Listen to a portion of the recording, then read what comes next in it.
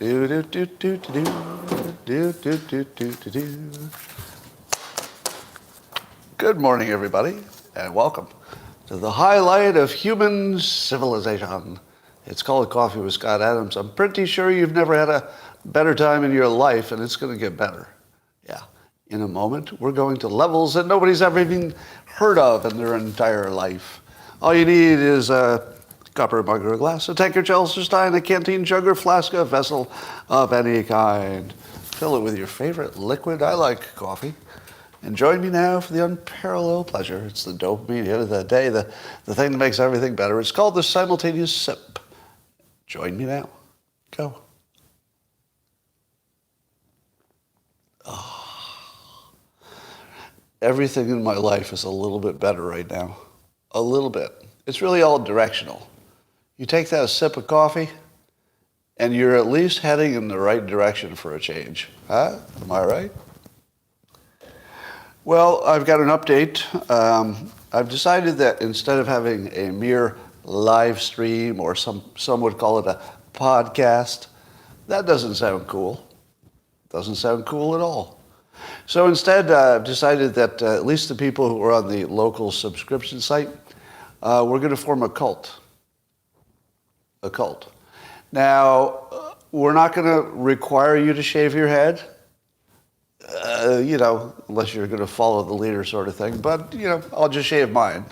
The rest of you can shave anything you want. It's free form. If you think it needs shaving, shave it. You can wear anything you need. You do not need to wear flowing robes. Pajamas are recommended, but not required. However, there is one requirement for being in the Scott Adams Coffee with Scott Adams cult. You have to get our vaccination. We've developed our own vaccination, and it's just for people in the group. And if you're worried about the safety, don't be, because we tested it on 6 mice. So our vaccination was tested on 6 mice. 5 of them survived, so I'm feeling pretty good about that. So that's a requirement if you want to join the Coffee with Scott Adams cult. You've got to get our vaccination, which was successful in 5 out of 6 mice. Well, one of the big questions we've had is, what is a woman? I know Matt Walsh has asked that question. What is a woman? And a lot of you were saying, Scott, we can't figure out what is a woman. Will you finally settle this for us? So I have. A lot of people, when asked that question, they just fall apart. So what is a woman? Well, let's see, you've got your chromosomes and your genes, but then your preferences, but then you wake up in the morning and you feel more like a woman, so you put on lipstick, but you could have felt more. See, that's no good. No good. That's how people answer that question. I'd like to now model for you the correct way to answer the question, what is a woman? Because you might get trapped. Somebody might, put a microphone in your face when you're walking down the street. Excuse me, ma'am or sir, can you tell me what is a woman?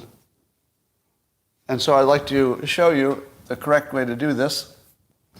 We'll be using Dale. Excuse me, sir, could you tell me what is a woman? And then I say, yes, and I always take the microphone out of their hand because you want to take the power away. Yes. Yes. Definition of a woman is, I define a woman as anyone who doesn't think about ancient Rome once a day.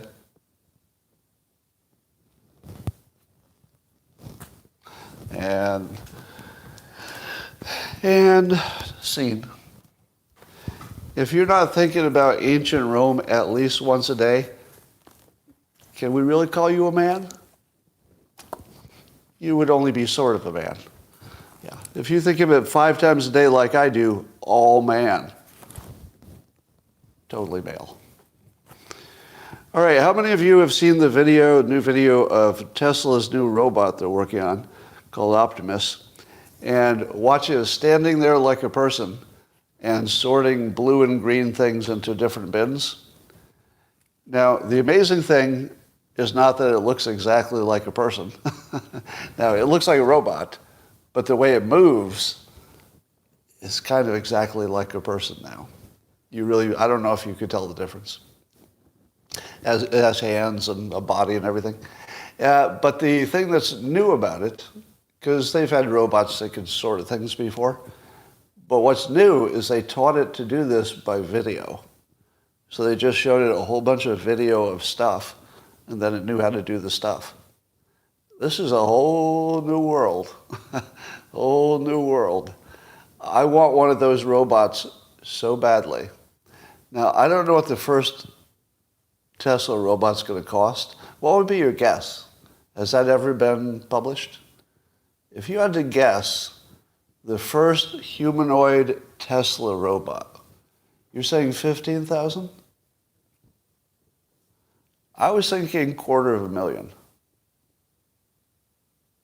I was thinking more like $250,000 for a robot. For the first ones. Someday they'll be 50,000, someday they'll be 10,000. But I think the first ones are going to be industrial only, and they will replace an employee. If you get a $250,000 robot, how many years do you have to use it in replacement of a person before you get your money back? It's not that long, because $250,000 would be 2 years of a high income or a higher income person, with benefits. Because remember, there's no benefits either. Well, there's maintenance, I guess, so that's sort of an offset. But I would think you could price these things, the first ones, at about $250,000 apiece, because they're going to do dangerous work that you don't want to hire regular humans to do anyway. So if you're thinking it's going to be 10,000, maybe, it might be. I mean, it's Tesla and it's Musk. So if Elon Musk thinks that a low price is how you get more immediate stuff, then maybe it will be. But let me ask you this. How many millionaires and billionaires would want to get a robot that it could actually just walk around and hang around with them? I think a lot. I think there are actually way more people than you think who would pay $250,000 for the first robot. I think there would be quite a few. I wouldn't, but there will be people. All right, MIT has some big breakthrough in the hardware part for AI, just to make sure that you could learn and process faster. And it's something like several orders of magnitude better. So who knows if that'll turn into anything, but it does come from, it's an MIT team, so that's good. And it's just sort of a sign of where this could go. As interesting and good as AI is at the moment, here's just one technology that might make it 100 times more efficient to learn and become an AI. 100 times better. And that's happening the same year that AI became a thing. That somebody figured out how to make it 100 times better, or at least more efficient. All right, I have a question for you that I was mulling this morning, and I'll just put it out there. All right, the large language model AIs, as you all know by now, it creates something like intelligence just by looking at the combinations of words as those words have been used by humans.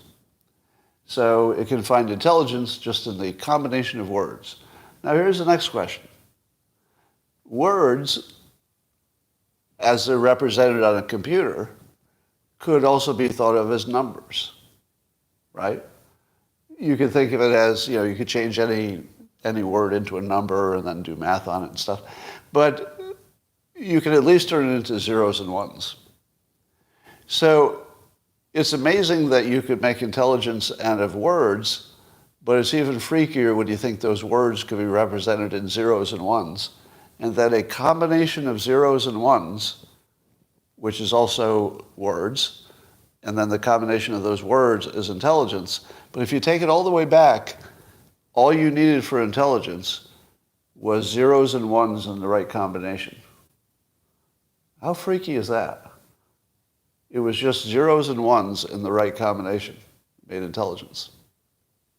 I don't know. Yeah, I mean, it only works because it's based on human intelligence. If you didn't have that to seed it, it wouldn't work. But it's just a combination of zeros and ones. That's the most. If that makes you think your intelligence is special, maybe not. Maybe that's why I like drumming.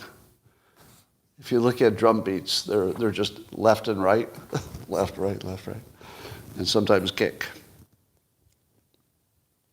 All right, well, that was sort of a dead end. I didn't have anywhere to go with that, but I just thought it's amazing that intelligence could be just zeros and ones.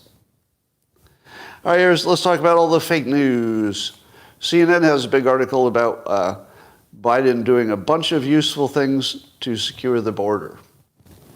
Now, since you're all suspicious and skeptical news observers, what do you make of the fact that the Biden administration is doing several things, working with Mexico specifically, to reduce immigration? What's the first thing that you say by that? The first thing you say is, well, that's interesting. Number one, why does Mexico have to do everything instead of us? Now, maybe you say, well, it's just easier. You just get it sooner, or, our laws don't apply if it happens down there, so we don't have to worry about our own laws getting in the way, like asylum and stuff. That all makes sense. But why is it that we have to depend on other countries to secure our border? Isn't one eyebrow just going up? It's like, let me understand this.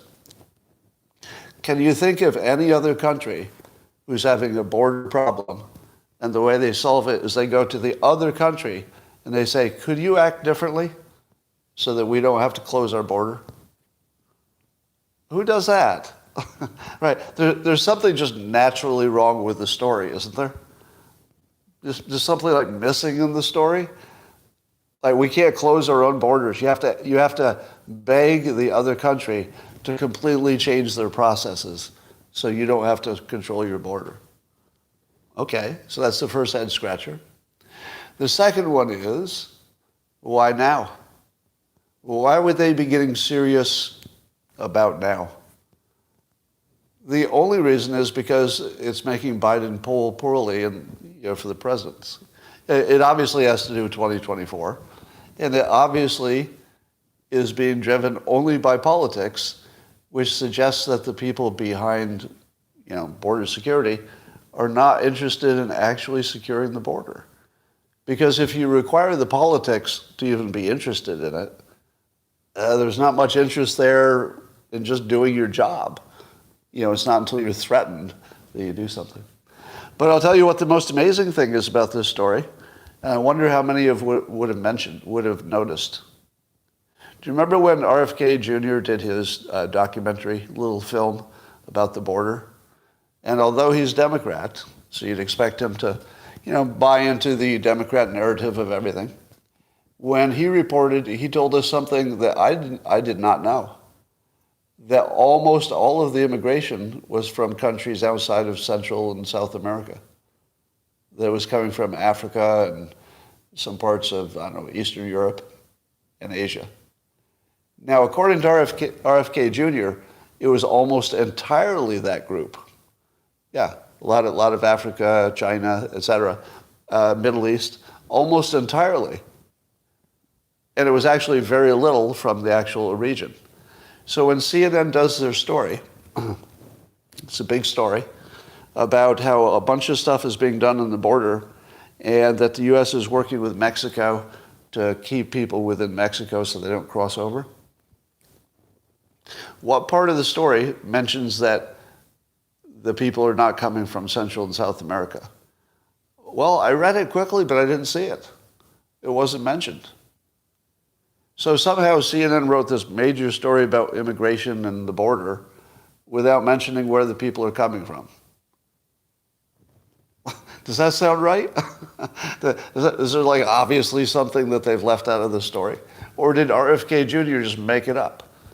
Did RFK Jr. just like do a film and all of it was fake? And there really are coming from Mexico and Central America, but he reported the opposite? Is that possible? I don't know. Seems unlikely. if I had to bet who's lying to me, RFK Jr., where he's showing his work, or CNN, where they're just talking to you. I'm going to go with RFK Jr. on this one. So that's some serious propaganda-y fake news. Because let me ask this. How do you feel about immigration if you know it's coming from people who live south of our border, versus how do you feel about it if it's military-age men from all over the world? Completely different, right? How you feel about it is completely different. Because we're a little bit used to immigration from our southern region, and we know what problems and what benefits that brings. It's well understood. But as soon as you say military-age men from all over the world, I assume some number of them are terrorists, and some of them were. A lot of them were caught as actually terrorists. Now, how many of the terrorists got through? I would think the terrorists would be trying pretty hard not to get caught, even harder than the regular immigrants.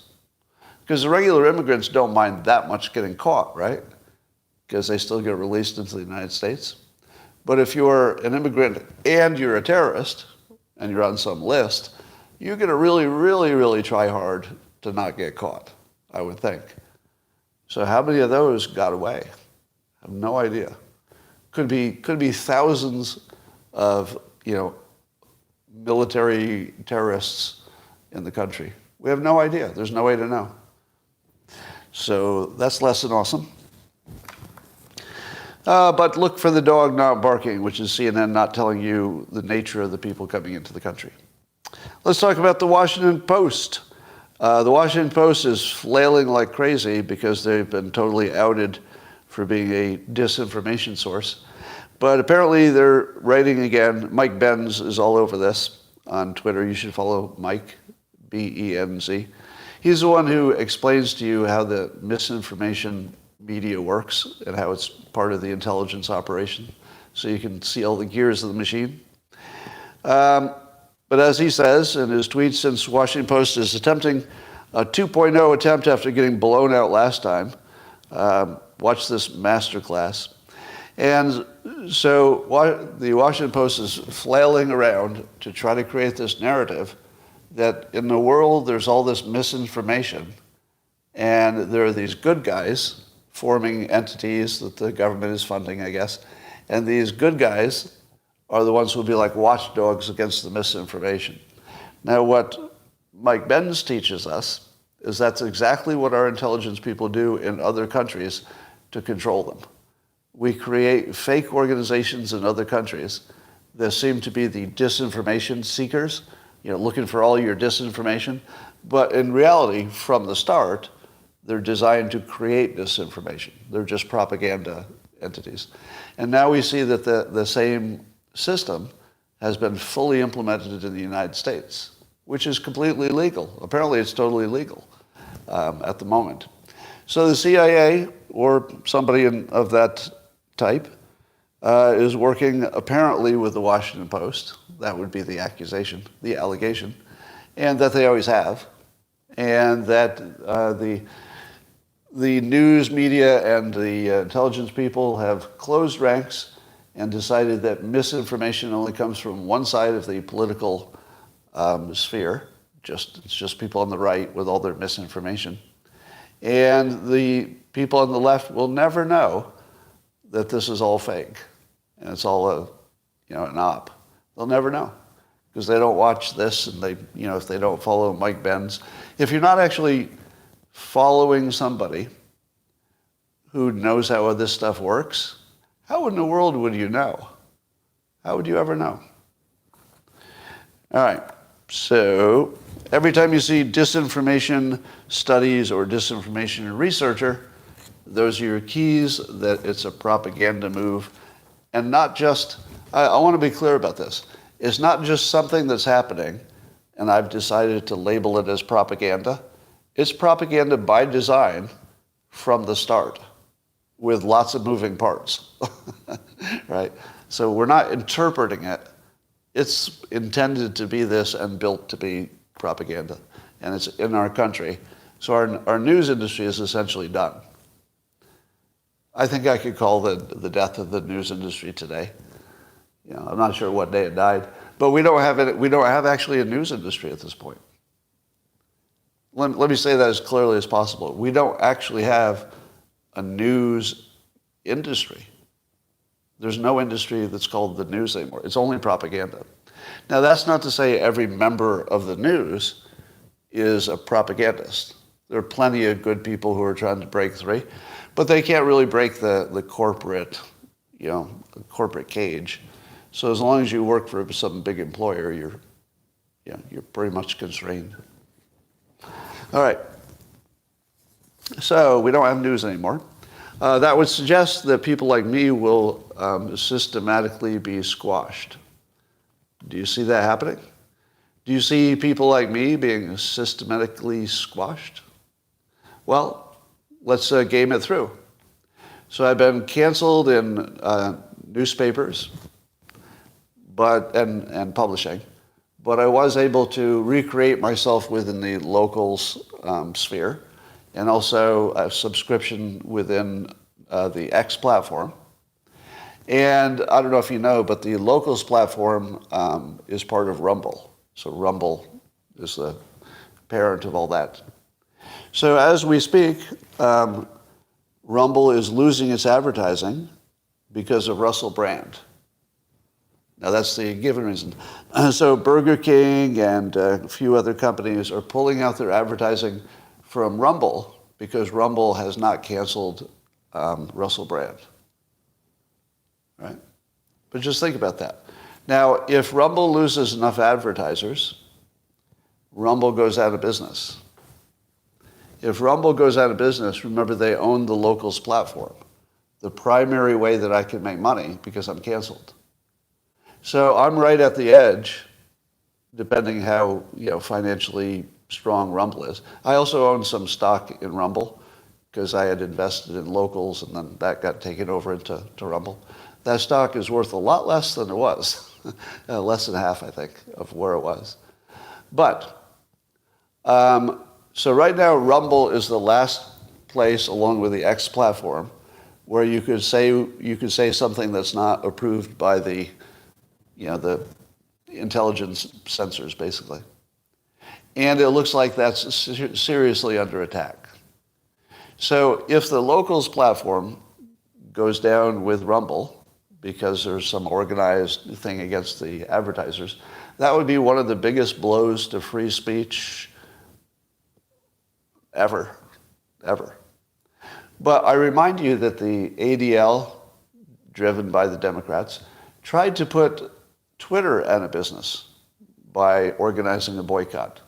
So the other place that I could make money on the X platform, and I do, is under risk of never being profitable, and therefore it's an existential risk. If you're never profitable, even if you're owned by the richest man in the world, something's going to happen. So the only places that you can be free at the moment, Rumble and locals, which are the same thing, and the X platform, are both under massive advertiser pressure and going to have a little trouble being profitable, which means their existence is questionable. So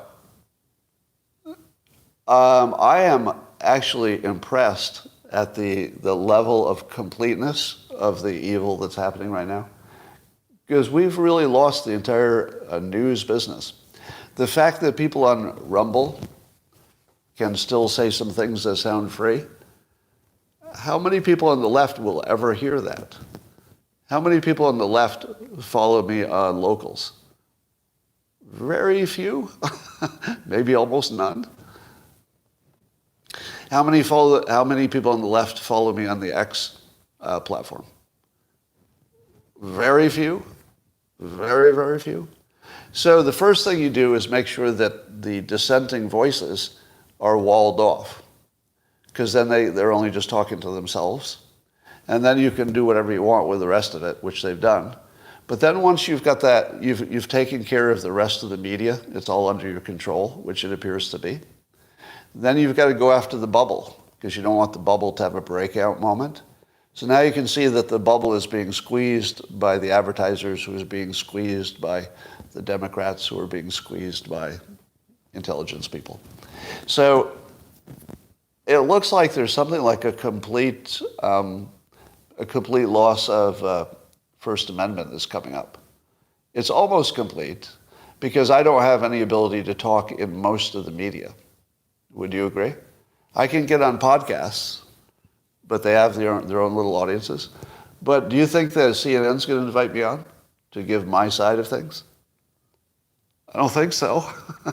The only reason anybody would invite me on, the massive part of the media, would be to try to further degrade me. In other words, it would be a hit piece. But they would never have me on just to talk. Those days are over. Think about it. Free speech actually is gone, except for the few little bubbles that they're exterminating at the moment. Yeah. That's actually happening in your life. Do you remember some points in your life you heard stories about the so-called blacklists in Hollywood? You know, back in the dark McCarthy era, and people were being canceled and their lives were ruined for allegedly being communists. Ruined all kinds of lives. Do you remember your thoughts about that when you were reading about history? I remember mine. Thank God that'll never happen again. That was what I thought. I thought, well, that could never happen, that McCarthyism. And here I am. I got McCarthy'd. Like personally. Not only did I not think that it would happen again in the world, I'll tell you the last thing I thought is that it would happen to me personally. I really didn't see that coming. I mean, I knew I was flying close to the sun, but I really didn't think it was going to go full McCarthy and take down free speech in general. I mean, I really didn't see the end of free speech, but here we are. Here we are. All right. Here's some fake news about Newsom. And I'm part of sending out some fake news. So you might know that there was some legislation that Newsom vetoed by not signing it. And the thing he vetoed would have given essentially preference to the parent in a custody dispute, preference to the parent who accepted the gender assignment of their child. In other words, what the child said they were. If the parent accepted that, they were more likely to have custody, and the law would say that should be taken into account. Now, Newsom declined to sign that, and people like me were fooled. I was totally fooled, and thought, oh, wow, he's moderating because he's thinking about running for a higher office. So he can't be so left, he would do something that was so, just way over the line. So he's got to moderate that to run for national office. That's what I thought. I was very wrong. That's not what happened at all. That didn't happen. It was a weasel trick. Now, Joel Pollack points that out. And the weasel trick was that in his veto letter, Newsom said that he vetoed it, and in part because it's already the current process. That the current rules and regulations allows you to take into account which parent was the one who accepted the gender assignment as one of many variables. So Newsom did not veto something. He simply said it's already the case. That's really different than vetoing something. You didn't need a new law when it was basically the way people are already acting. Oh, that was a good weasel. Now, I have to say, what percentage of the voters would be aware that this law happened and then he vetoed it at all? Not many. 10% maximum? Do you think not even 5%? 5% maybe? Or were even aware that he vetoed something? And then of the 5% who were aware he vetoed it, what percentage of the 5% found out later that it was a trick?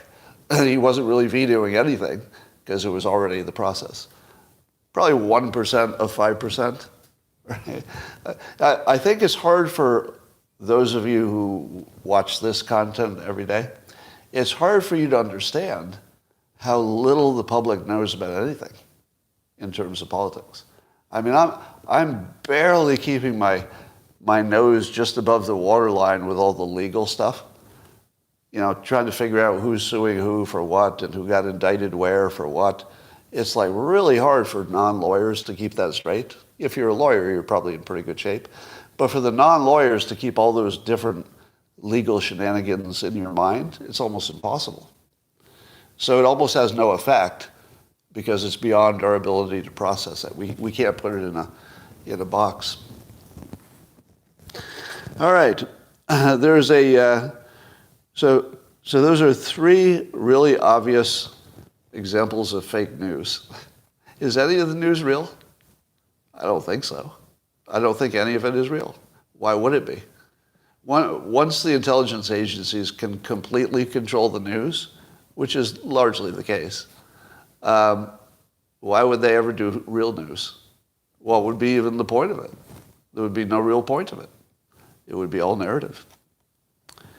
All right. I saw some disagreement online about the current divorce rate, so I Googled it to find out what it is.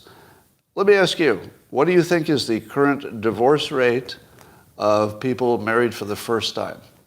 Give me your estimate before I tell you. What percentage of people who marry for the first time eventually get divorced? All right. Answers are all over the board. Somebody said 100%, but I think that's, you always die. The answer, according to Google, the answer is between 30 and 50% of first marriages end in divorce, or 35 to 50. Isn't that too big of a range? How in the world would we not know how many first marriages have ended in divorce so far? I guess you've got to estimate the ones that are married that have not yet. So how exactly do you do that? That's sort of a big range. All right. So up to half of first marriages end in divorce. That would be on the high side, half.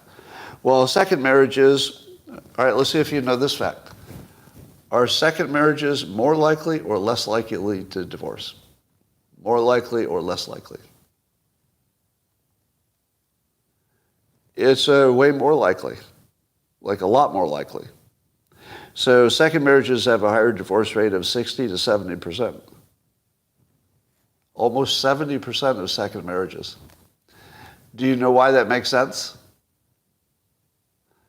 Because my theory is that people who are good to be married to are always good to be married to. And people who are not good to be married to for anybody are never going to be good to be married to. So a lot of the people who get divorced is because nobody could be married to that person. Nobody. It's not a compatibility thing. No, it's not about your chemistry. It's not about whether you went to, divorce counseling. No, there are some people that nobody should marry, a lot of them. And after they get divorced, well, what's the second thing going to be? They get divorced again and they just find out again. Yeah. So marriage is a system that you would never design. Well, let me put it this way. If you were going to design a system that was the main operating system for society, and marriage is that still, on paper, wouldn't the current system, the way it exists, the financial part, the way people are, their opportunities, on paper, this wouldn't work, would it? If there were no such thing as marriage and nobody had heard of it, and you had a chance to design it, and you designed it and you showed it to people, they'd look at it and they'd say, well, this couldn't work. How in the world will this work? This is the worst idea I've ever seen. On paper. You would never approve this plan. But we got there through history. And I don't think that people understand that marriage was historically, for economic reasons and to make sure that you were really the father and some protection reasons. And it's just completely different reasons. Today you're supposed to get married because it feels good. Am I wrong? Marriage was designed as a utility. It was about keeping you alive and making sure your economics worked and protecting your unit and stuff like that. Making sure you had somebody to take care of you when you're old, right? So those are pretty much economic. But somewhere along the line, we got sold on the idea that it's something about God. That was always part of it. But it's more about how you feel. Do you feel complete? How in the world is that going to work? So we have a process that was designed for utility, but we're told that we should use it because of the way it makes us feel, but it wasn't really designed to make you feel good. I mean, it does have that quality for a lot of people, but it wasn't really designed to do that. It's just not the point of it. So it would be weird if it did, because that would be a coincidence, not a design. All right, well, there's a poll, ABC, Washington Post poll, that shows Donald Trump leading Biden by 10 points.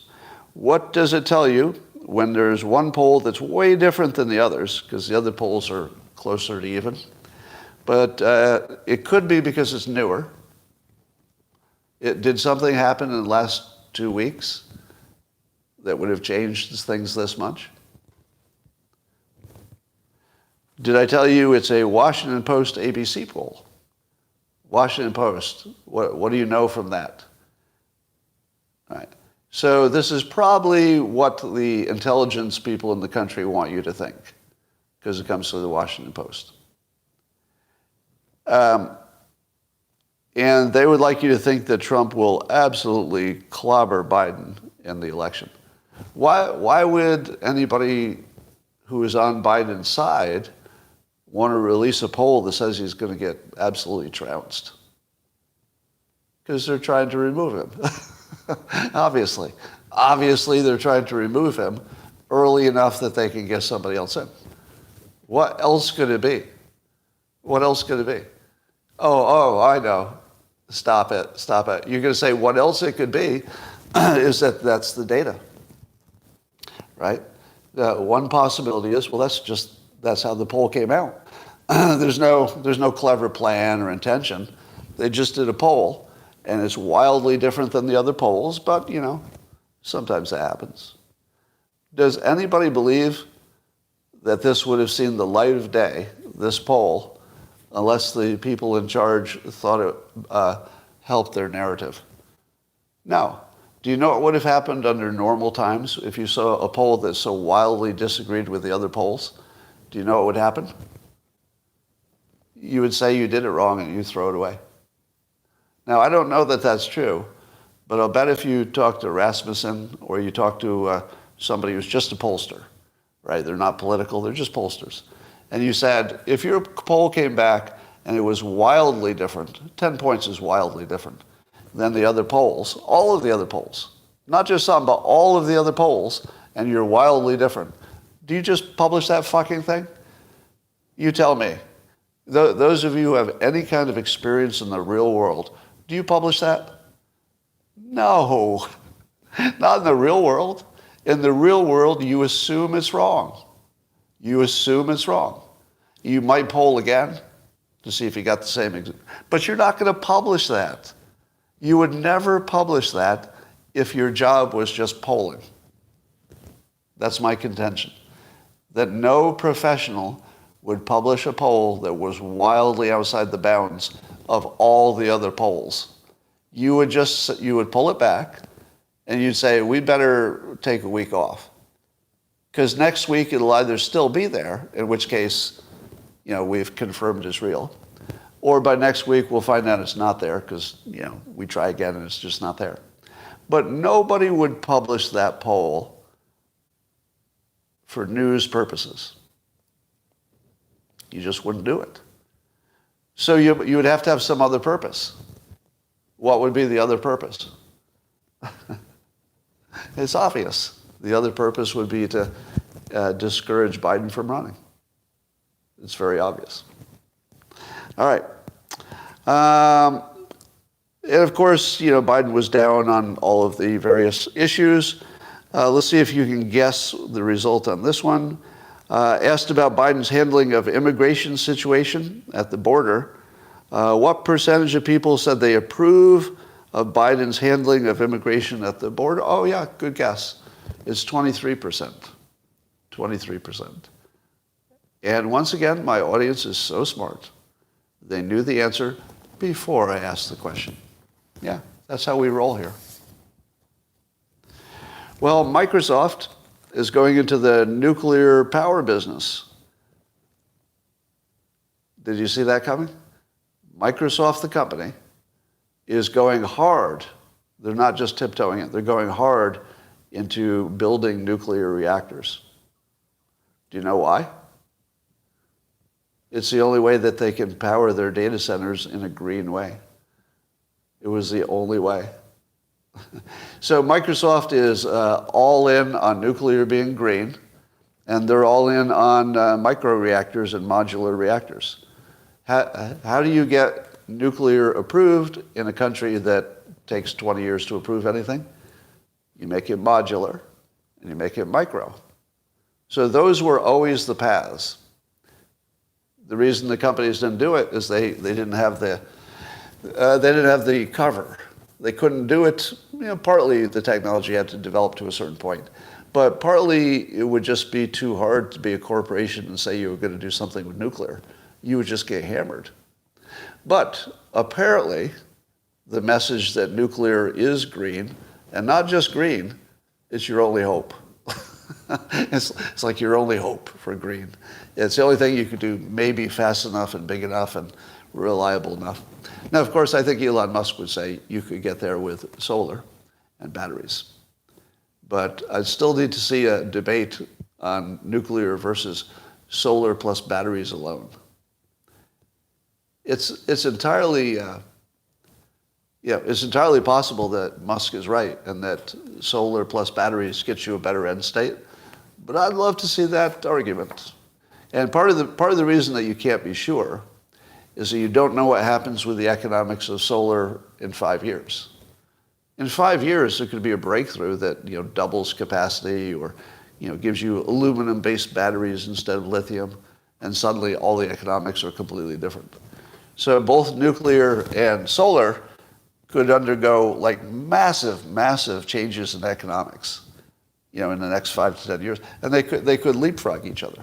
It could be that they're kind of similar now, but one innovation makes solar 10 times as good, but it only lasts for a few years, and then somebody figures out how to make modular Gen 4 nuclear stuff, get a government approval for every state to override the state approvals, and suddenly nuclear is 100 times better than the best, solar. So I don't think that anybody's smart enough to do an economic projection of which of those technologies will be the winner in 15 years. There's no way to do it. It's just not. It's an undoable projection. So do both. That's the only answer. Well, there's a fourth whistleblower saying that Garland or the DOJ were slow walking and trying to thwart any investigations into Hunter Biden. So I would say at this point we have complete confirmation that the Garland organization, AG Garland, was trying to slow down or stop or thwart the investigation. But listen to what Garland says. He's trying to answer the question. If he said that the prosecutor, I guess it was Weiss, had all the authority he needed, but yet Weiss seemed to not act like he had all the authority he needed, and indeed he had to get more authority as he has now. So Garland was asked about that, and so Jim Jordan asked him. He said, you told the Senate under oath that Weiss had complete authority, and that no one had authority to turn him down, but they could refuse to partner with him, Garland said. So here's Garland's answer, that Weiss had all the authority so long as the people in the states agreed to work with him. But since they had the total power to not agree to work with him, that's what happened. So yes, it was true that he had all the authority he needed, so long as states with their own authority, which would be separate, so long as they were working with him. But they had also the power to just say no. And they said, no, we won't work with you. And then Garland explained, he says, you can use whatever language, refuse to partner is turning down. Oh, Jordan said that. So Jordan says it's the same thing. That's the same as saying you don't have the authority. If you can't do it, you don't have the authority.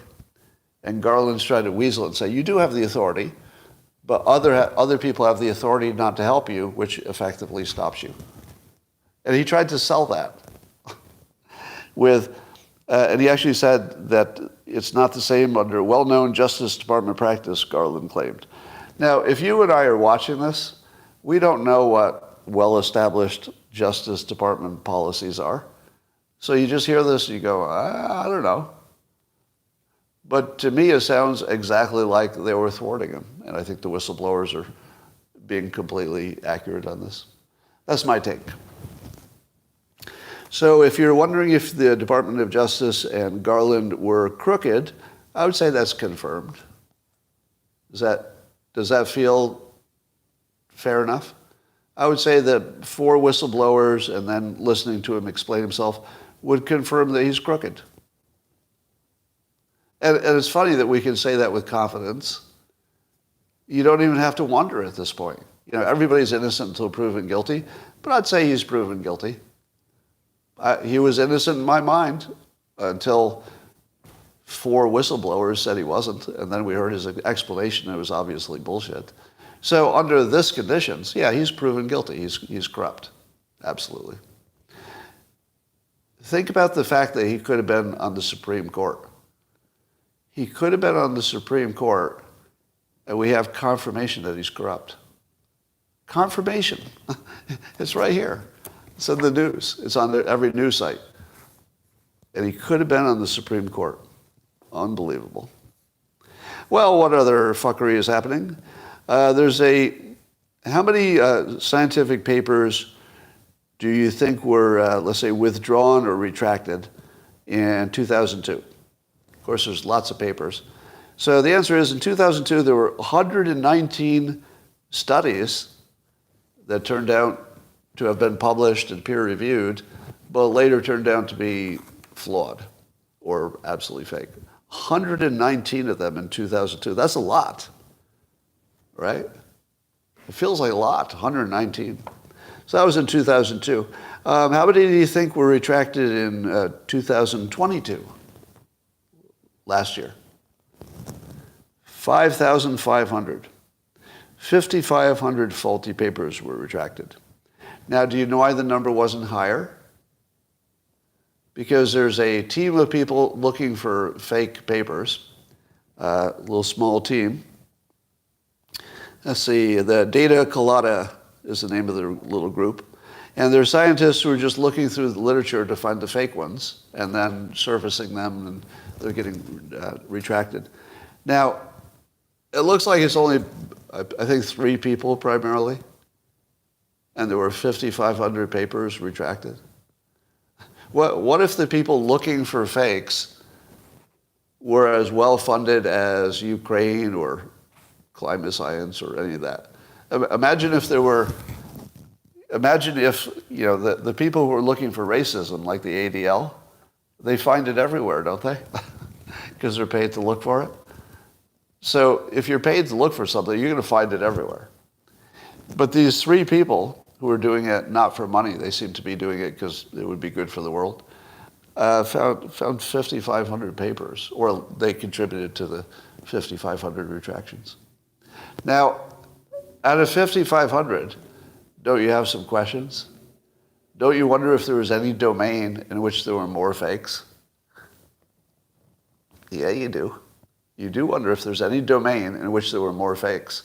What about the social sciences? Do you think the psychology-related ones were more fake? Of course. Of course they were. Do you think that anything related to vaccinations or climate change, do you think that might have a little extra fakery in those groups? I don't know.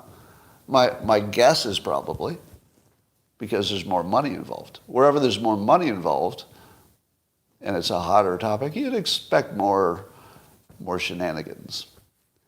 So that's your situation. I don't know what percentage of papers get retracted. I heard at one point 50%, but I felt that was low. The 50% that were retracted are just the ones somebody caught.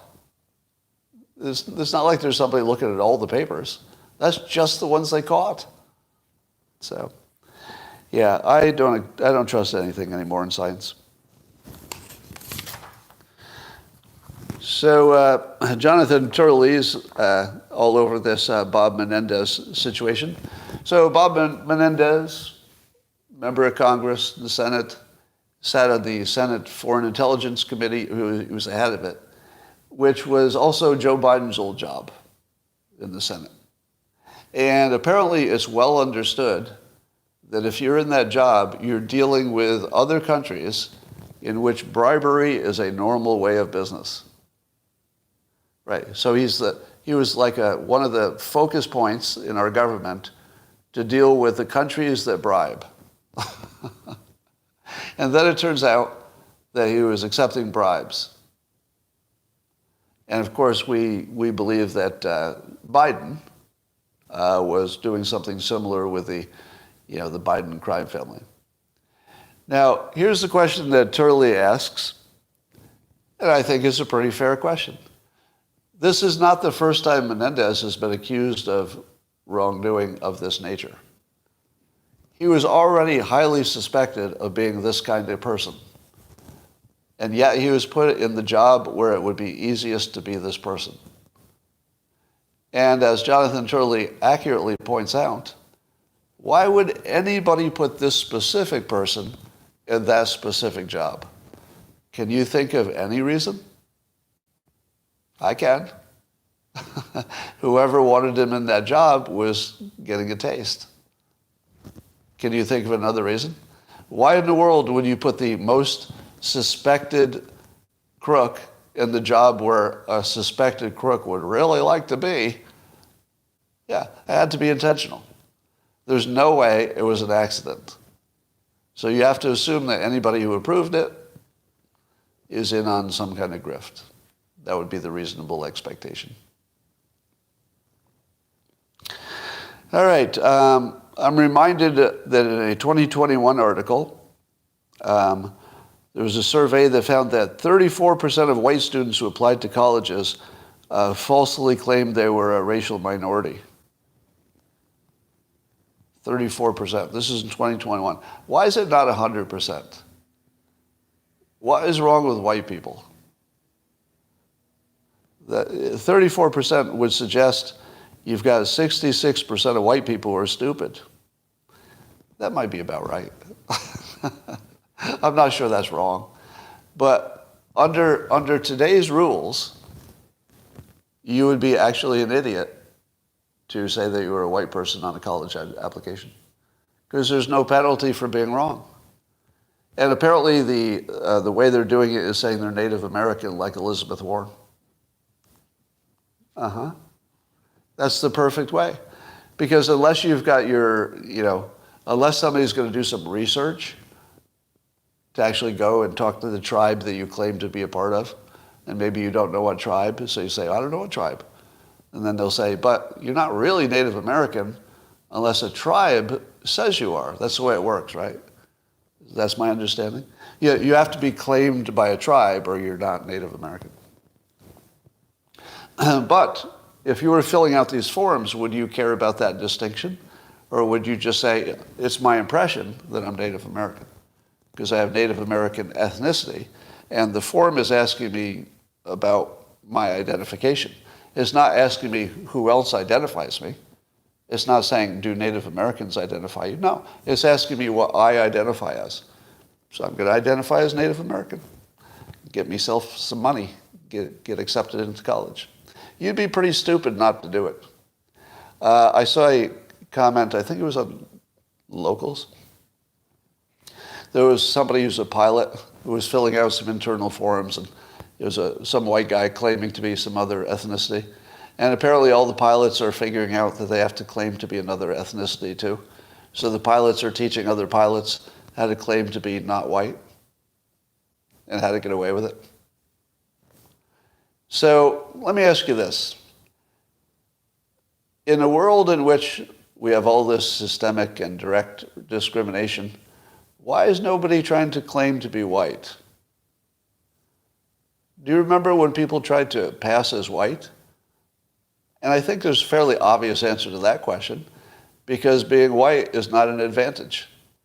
If it were, people would be pretending to be white, but they're pretending to be non-white, because everybody knows that's an advantage. Everybody.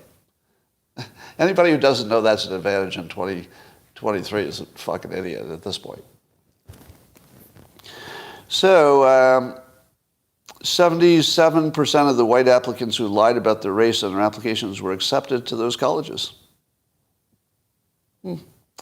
Interesting. So now I'm going to go to the whiteboard, and I'm going to tell you where things are headed. You ready? Whiteboard time. Well, I'm old enough to remember, as many of you are as well. Let me give you a clearer look here.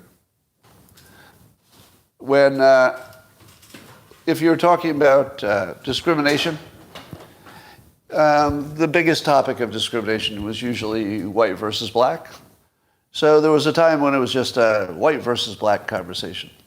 But as you know, that was not good enough, and that eventually evolved into something called intersectionality. Now, if you're not aware of this term, this is, intersectionality means that you might be discriminated against for more than one reason. For example, you could be black, but also a lesbian. So that's the intersection. And that's important, because the problems of just being black would be different from somebody who's black and LGBTQ. But let's say you could throw disabled in there, people who are differently abled. So you'd have a number of categories, and you could be more than one. You could be several things, right? Now, why is this better? Why is it better to look at intersectionality versus just to see things as race? Well, I'll tell you. Your common sense is very clear on this, which is that it's not close enough. That the people who have these unique problems have problems that are pretty unique, right? If you're Hispanic and LGBTQ and you've got a disability, your situation isn't quite like anybody else's. Would you agree?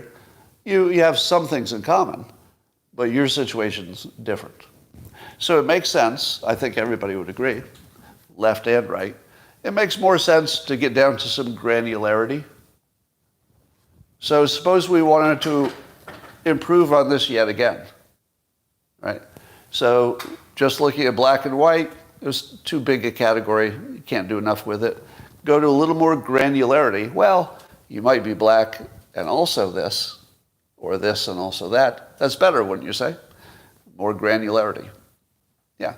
If you're going to fix a problem, you want to understand it as well as you can understand it, and this moves you closer to understanding. So what would be the next logical place that this should go if we continue to be rational?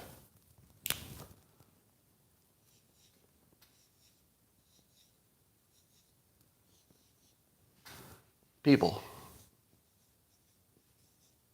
Or actually person, because it's individuals. Individuals.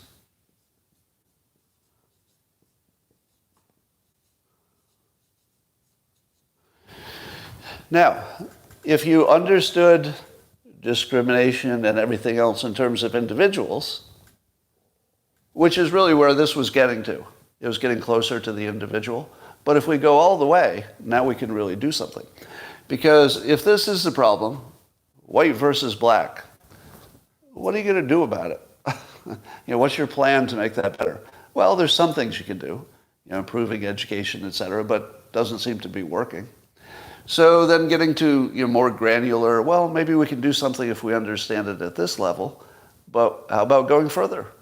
How about going all the way to the individual? Because each of these individuals has unique problems, and it's not just their color and their sexual preference or anything like that. They're just different people. So how about creating a strategy that is the right strategy for each person, which takes into account far more than, the discrimination. It takes into account where they live, how old they are, what's their parent situation, is there a good school in your town, what's your personality, what's your character, what things do you need that you don't have. These are all solvable problems. If you give me an individual, they might not take my advice, but I can certainly tell them what to do. I don't know how to solve these other things. Like, I don't know what I could do as an individual. But if a person is in front of me and they're not succeeding in life and they want to know how, I could totally help that person. So I would say that the left and the right were accidentally heading in the same direction, which is the framing of white versus black wasn't getting you enough. What do you do about it? The instinct to go to the next level of detail was the right instinct. It's the right instinct. It just doesn't go far enough. You got to go all the way to what makes every person unique, and then you can solve their problem. Now, here's the persuasion frame on this. Do you notice that there's a whole lot of making you think past the sale in this? Especially the white-black model, but also the intersectionality model. They both have the same characteristic. The characteristic is they ask you to accept that this was the right way to look at it in the first place. If they're making you talk about the difference between black and white performance or outcomes, then they've already made you think past the sale that this was ever the right question in the first place. You see that? So every time somebody gets you into a conversation of outcomes or differences in the average white or average black, they're talking about somebody who doesn't exist. There's no average white person. There's no average black person. There's no average person. We are not just different on race, and we are not just different because we all have some different intersectionality thing going on. We are infinitely different. We are infinitely different. So if you accept any of these frames, you're accepting an absurdity that looking at the average of white people and the average of black people tells you something you could or should do something about. Do you know what I care about the average difference between any two groups? Nothing. I don't care. I have zero interest in fixing this average. Now, that makes me sound like a terrible person, doesn't it? But the reason I have zero interest in this is that it's a trick, and it gives you no solution. It only gives you victimhood and transfer of money. It doesn't give you a system to fix it. So you have a goal. It's a goal. We'd like, different groups to have similar outcomes. That's a good goal. But what's the system? The system you don't really have. Let's say you go to the next level and you complicate it or go down to more granularity. It's moving in the right direction, I think, but it still doesn't give you a system. What are you going to do about it? All right, so you do have an Albanian disabled bisexual. So, and they have different outcomes than the Asian American,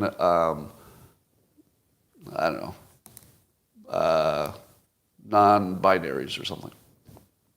So, what are you going to do with that? That makes sense, that isn't discriminatory. But let's say you take it to the next level of individuals. So, all right, so individuals have different outcomes. So, Scott, you keep complaining about systems. What's your system just because you divided it this way?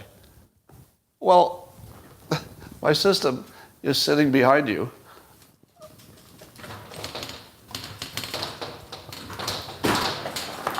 Right there. Now, these are two books that I wrote, but you wouldn't have to buy my books. These are both teaching you how to develop a system for your own personal success. So, if you divide it by individuals, you don't just have a goal, but you have a system.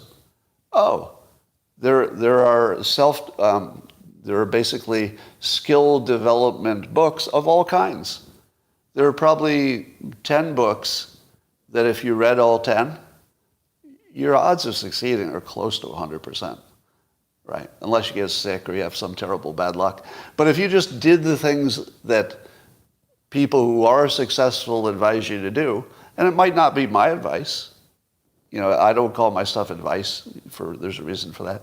But you have so many different sources for how to fix your individual problem. You also have an infinite number of mentors that would be willing to help.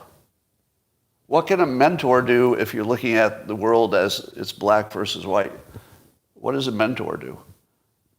It's hard to be a mentor in that world, and the same with intersectionality. But the moment you say everybody's infinitely different, and my problem isn't like your problem just because we're both Elbonians, I have a different problem than you do. As soon as you go to that, then these systems open up. Oh, here's a system for building skills. Here's a system for networking. Here's a system for improving your educational outcomes. Here's a system for studying. Here's a system for your fitness, because that helps you in every way. Here's a fitness for your diet, right? Here's a fitness for your appearance. So until you get to the individual level, there's no system solution, and this cries for a system solution. And that, ladies and gentlemen, is my whiteboard for today. And I would further encourage you, if you want this kind of frame to be the dominant one, that when somebody tries to bait you into a conversation about the average difference between black and white performance, tell them you're not interested. But tell them you are very interested in the success of any individual, for which you could probably help with some advice. I mean, if the only thing you did is say, hey, you need help succeeding? Yes, I do. Well, I'm not much of a mentor, but I could recommend 5 books that would really get you going. So every one of you can be a mentor just because you know of a book to recommend. Probably more than one. Right? So do not buy into the frame of what the average non-existent imaginary person is doing compared to the average non-existent other person is doing. Just don't buy in. Don't let them make you think past the sale. Individuals are the only frame that's worth talking about. Everything else is political manipulation. Yeah, we'll probably clip this. All right. And that, ladies and gentlemen, is my blockbuster live stream for today. Yeah, we'll clip that part out and make that available.